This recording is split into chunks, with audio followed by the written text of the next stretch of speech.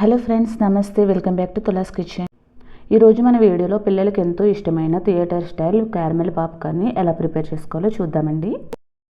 మనం వీటిని బయట కొనే పని లేకుండా ఇంట్లో ఉండే వాటితోనే చాలా ఈజీగా ఎలా ప్రిపేర్ చేసుకోవాలో చూద్దాం.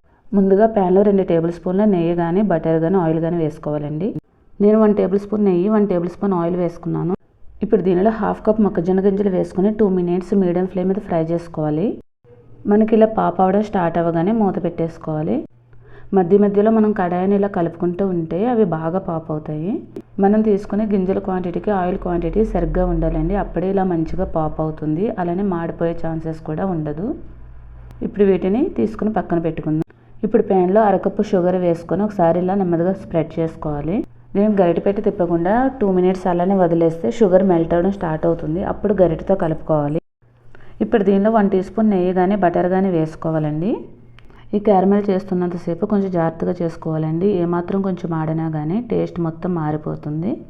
అలాగే పాప్కార్న్ టేస్ట్ అనేది చేదుగా అయిపోతుంది. మనకి ఇప్పుడు షుగర్ మొత్తం కరిగి ఇలా కలర్ చేంజ్ అవుతుందండి. ఇప్పుడు దీనిలో 1/2 టీ స్పూన్ బేకింగ్ సోడా వేసుకోవాలి. బేకింగ్ సోడా వేయగానే ఇలా నురుగులా వచ్చి కలర్ ఇలా థిక్ బ్రౌన్ కలర్లోకి చేంజ్ అవుతుంది. మనం వెంటనే స్టవ్ ఆఫ్ చేసేసుకోవాలండి, లేకపోతే మాడిపోతుంది. ఇప్పుడు మనం ప్రిపేర్ చేసుకున్న పాప్కార్న్ కూడా వేసుకొని మొత్తం మిక్స్ అయ్యేటట్టు కలుపుకోవాలి. దీంట్లో మనం బేకింగ్ సోడా వేసుకోవడం వలన పాప్కార్న్ స్టిక్కీగా కాకుండా మంచి టెక్స్చర్తో వస్తుందండి. ఇలా చిన్న టిప్స్ ఫాలో అవుతే మనకి పర్ఫెక్ట్ క్యారమెల్ పాప్కార్న్ రెడీ అయిపోతుంది.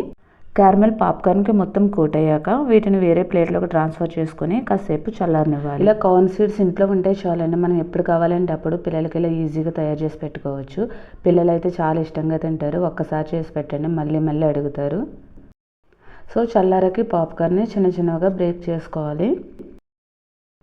టేస్ట్ అయితే చాలా బాగుంటుంది. ఈ టేస్ట్ అంతా కూడా మనం ప్రిపేర్ చేసే క్యారమెల్ మీద డిపెండ్ అయి ఉంటుందండి.